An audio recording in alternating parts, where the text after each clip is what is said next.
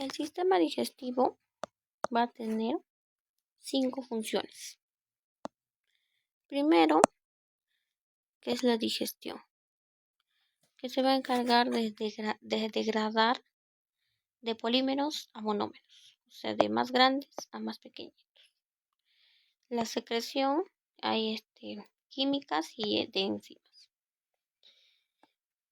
También motilidad, ¿por qué? Porque va a ser movimientos, ya sea de peristaltismo o propulsión, para que se dé la digestión. Absorción, sí, también principalmente se da en el intestino delgado, en el duodeno y en el yeyuno. Y por último, su última función es la excreción. Todos los desechos, todo lo que no hemos absorbido, se elimina por el colon. Va a tener 5 fases. La primera es la cefálica. En esta fase debe haber un estímulo, ya sea olfatorio, visual y del gusto. Esto va a viajar por la vía aferente y va a llevar al sistema nervioso parasimpático y va a regresar por la vía eferente, específicamente por el nervio vago. Este nervio vago va a trabajar a las células de la gastrina y también a través de las glándulas salivales. En estas glándulas salivales le va a hacer que prepare, que segregue sustancias o enzimas y más que nada en esta fase se encarga de la preparación para la ingesta de los alimentos. La segunda fase es la oral o la bucal. Acá se da la masticación, o sea, la trituración de los alimentos. También se da la formación del bolo alimenticio. Este bolo alimenticio se da con la ayuda de 4 músculos, ¿no? Que es el temporal, el massetero, el pterigoideo, el pterygoideo interno y externo. El digástrico ayuda al movimiento del maxilar inferior y la lengua es el que hace el movimiento de la mezcla. El alimento triturado más la saliva nos va a dar el bolo alimenticio. Acá se da una digestión mecánica por la masticación, una digestión química, sí, porque hay secreción de la amilasa salival y de la lipasa salival. Esta amilasa salival se encarga de los carbohidratos y del almidón, mientras que la lipasa salival se encarga de las grasas simples o como se le conoce como lípidos. En el esófago se da el paso del bolo alimenticio hacia el esófago se llama deglución. El esófago cuenta con 2 partes, una parte que es la proximal y una parte distal. En la proximal es voluntario de músculo estriado y la distal es involuntario de músculo liso, porque la faringe, el esófago va a tener receptores táctiles en los músculos de la orofaringe que se van a contraer y van a hacer que pase el bolo alimenticio. Acá se da motilidad, sí, se da movimientos peristáticos para que pase el bolo alimenticio. Se da secreción solamente de las glándulas mucosas que van a producir moco, que va a ayudar a lubricar a la faringe y al bolo alimenticio. Después de esto, el esófago va a contar con 2 esfínteres. El primer esfínter, que es el esfínter superior, protege la vía aérea. Y el segundo esfínter, que es el esofágico inferior, protege del reflujo gástrico esofágico. Después tenemos a la fase gástrica, la tercera fase. Acá ya actúan varias células. Primero, las células parietales van a producir ácido clorhídrico y el factor intrínseco. El factor intrínseco es necesario para la absorción de algunas enzimas. El ácido clorhídrico cumple funciones como protección porque el ácido gástrico tiene un pH bastante ácido, lo que nos protege de algunas infecciones. También hace la digestión. eh, a veces en movimientos hace que los alimentos se degraden y desnaturalicen. También este ácido clorhídrico convierte el pectinógeno a pepsina. Y por último hace la lipasa gástrica. En el estómago no hay absorción, excepción de lípidos simples, alcohol y lo que es la cafeína. Cuando el estómago se distiende o cuando activa los mecanorreceptores. Estos mecanorreceptores van a activar a las células G y las células G van a producir que es la gastrina.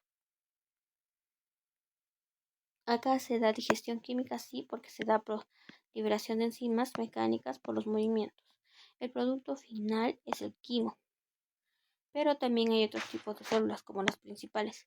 Las células principales convierten del pectinógeno y en sí el pectinógeno no tiene función, pero una vez que se convierte a pepsina ya va a degradar proteínas.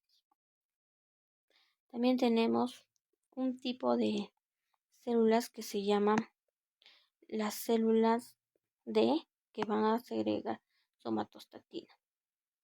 Y esto va a mandar a las células parietales que produzcan ácido clorhídrico. Las células de cuello que trabajan a nivel de la glándula pilórica y van a producir moco y bicarbonato. Los alimentos en el estómago se da por dos movimientos. La digestión, uno que es la propulsión y uno que es la retropulsión. Esto hace que cada vez que se haga una propulsión, una parte del quimo pasa al intestino delgado y también ayuda a degradar alimentos. Después tenemos a la fase entérico o intestinal. En esta fase, una vez que el quimo haya ingresado al duodeno, este quimo va a tener grasa y un pH ácido. El pH ácido va a trabajar a nivel, o sea, va a activar a las células S para que produzcan secretina.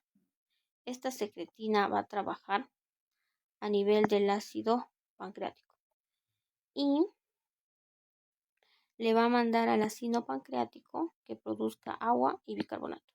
Esta agua y el bicarbonato van a viajar por el conducto pancreático, van a llegar a la ampolla de Vater y por el esfínter de Oddi, que se tiene que abrir, va a ingresar al duodeno para regular ese pH ácido.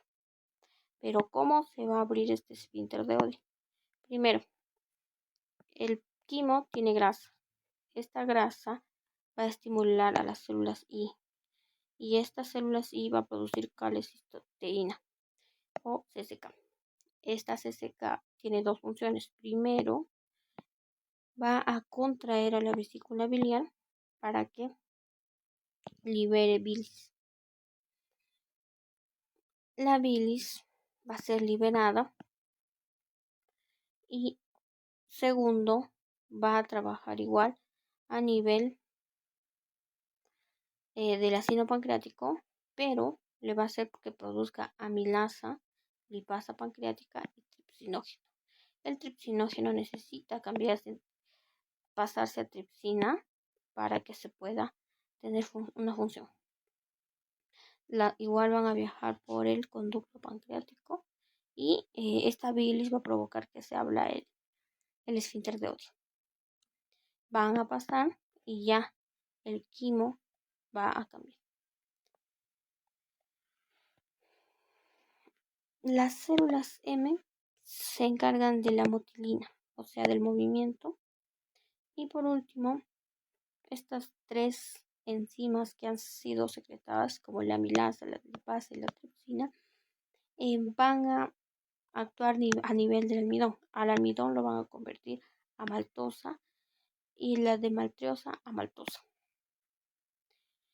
Pero esta está incompleta.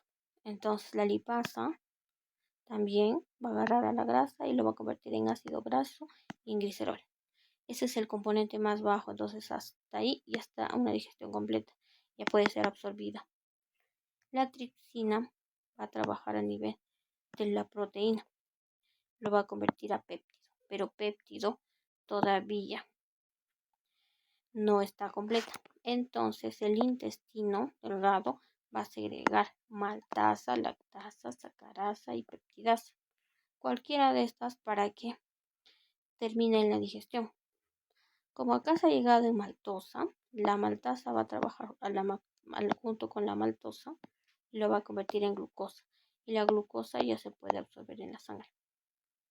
Al péptido la peptidasa y va a trabajar y lo va a volver en aminoácido. Y aminoácido ya se puede observar. Este producto final se llama kilo, que va a llegar al estómago. En el intestino delgado, en el yeyuno, se da la mayor absorción de agua, nutrientes y disacáridos. En el ilio se da la absorción de vitamina B12 y sales biliares, pero necesita del factor intrínseco, que es un cofactor que sí o sí deben de tener para poder absorber estas dos, vitamina B12 y sales biliares. Y la vitamina B12 es esencial para absorber calcio. Por último está la fase cólica. Las moléculas grandes que no se ha podido descomponer van a pasar al intestino grueso. En acá se hace una absorción de agua de 30 a 120 horas, está en promedio. En el intestino grueso todavía hay una sección donde el kilo todavía es estéril. Pero existe una bacteria que se llama Escherichia coli que se va a comer estos restos que no se ha podido absorber y esto va a producir unos gases y ahí es donde ya se va a convertir en materia fecal que va a salir primero cuando se distiende o se llenen las paredes del recto. Va a estimular a las fibras nerviosas. Estas fibras nerviosas van a viajar por la vía eferente hacia el cerebro y el cerebro va a responder por la vía eferente para que se relaje el esfínter anal y se dé la defecación. En esta maqueta de corte sagital podemos observar al labio superior y al labio inferior, al maxilar superior y al maxilar inferior, a la lengua que tiene un cuerpo y un vértice. A esta parte de acá le vamos a denominar apófisis geni. Acá se encuentra el hueso hioides. Entonces este músculo se va a llamar músculo genioideo y este músculo de acá es músculo geniogloso. Acá tenemos al cartílago tiroideo. Esta vendría a ser la laringe, las cuerdas bucales, la faringe y el esófago. Para reconocer la ubicación de los órganos, se trazan unas líneas imaginarias que nos van a dar a 9 cuadrantes. Se trazan 2 líneas verticales y 2 líneas horizontales que nos dan a los 9 cuadrantes, donde la parte superior vendría a ser el epigastrio, la del medio es el mesogastrio y al inferior hipogastrio. A los costados del epigastrio vamos a tener al hipocondrio derecho y al hipocondrio izquierdo. A los costados del mesogastrio vamos a tener al lado derecho y al lado izquierdo. Y por último, al costado del hipocondrio vamos a tener a la fosa ilíaca derecha y a la fosa ilíaca izquierda. Los órganos que vamos a encontrar es, en el hipocondrio derecho vamos a encontrar una parte del hígado. En el epigastrio vamos a encontrar la otra parte del hígado y el estómago. En el hipocondrio izquierdo vamos a encontrar al estómago y al vaso. En el lado derecho encontramos al colon ascendente, en el lado izquierdo al colon descendente. Por último, en la fosa ilíaca derecha vamos a encontrar a un ovario derecho y en la fosa ilíaca izquierda. Otras partes del intestino delgado son el esófago, la válvula del cardias, acá tenemos al estómago, donde tiene una curvatura menor y tiene una curvatura mayor. El estómago está dividido por tres partes, una parte que es el fondo, una parte que es el cuerpo y una parte que es el antro o la porción pilórica. En esta parte del fondo se le denomina zona cardíaca porque el corazón reposa. El estómago internamente va a tener unos pliegues. Esos pliegues sirven para hacer la digestión y se le denomina calles gástricas. Acá vamos a tener al cardias y acá estaría la válvula del cardias. Por esta parte tenemos al esfínter pilórico que solamente se abre para que el alimento pase hacia el intestino delgado. El hígado en una vista anterior cuenta con un lóbulo derecho y un lóbulo izquierdo. Si lo vemos en una vista posterior, tenemos aquí al lóbulo caudado, al lóbulo cuadrado, al lóbulo derecho, al lóbulo izquierdo. Acá está la vena cava inferior. Este de acá vendría a ser la vesícula biliar. Le continúa el conducto cístico que se va a dividir en dos, el conducto colédoco y el conducto hepático. Tenemos aquí a la vena porta y a la arteria hepática propia. El hígado va a tener unos ligamentos. En esta parte encontraríamos el ligamento redondo. Acá tenemos a los ligamentos triangulares. Este vendría a ser el izquierdo y este el derecho. Acá tenemos al ligamento, los ligamentos falciformes. Por acá tenemos al triangular izquierdo y aquí al triangular derecho. Y acá este y este vendrían a ser los ligamentos coronarios. El intestino delgado va a tener diversas partes, como por ejemplo acá tendremos a la parte bulboduodenal. Esta es la parte duodeno descendente, donde acá tenemos a las válvulas circulares. Por acá estaría el esfínter de Oddi. Este de acá viene a ser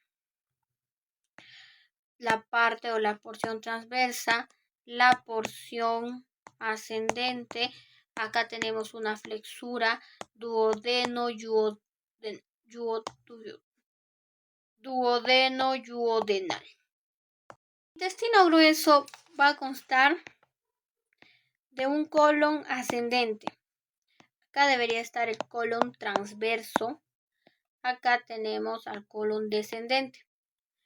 El colon o intestino grueso va a tener unos pliegues o llamadas austrias. Estas de acá se llaman tenias cólicas. Acá se va a llamar colon sigmoideo. Acá tenemos al ciego, el apéndice. Y por acá hay una válvula ileocecal. El labio tiene una zona cutánea y una zona mucosa. La zona cutánea tiene un epitelio poliestratificado, plano, queratinizado, mientras que la mucosa tiene un epitelio poliestratificado plano.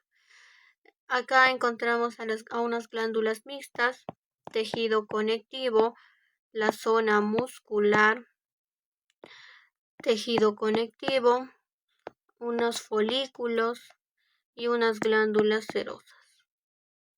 La vesícula biliar va a tener un epitelio cilíndrico simple, tiene una capa muscular y una capa de la adventicia.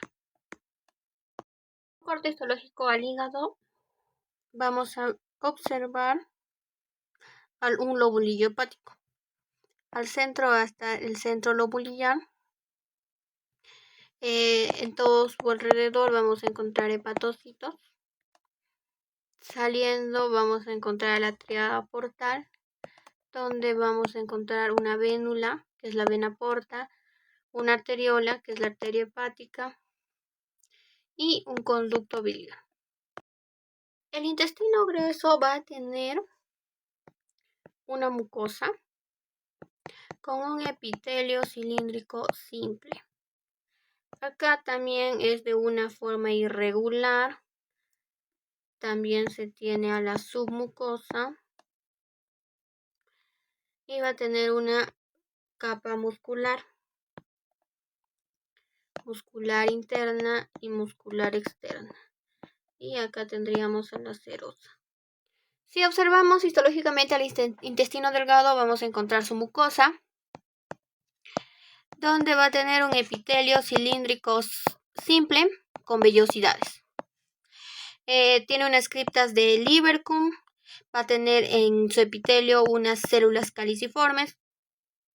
También va a tener una muscular de la mucosa.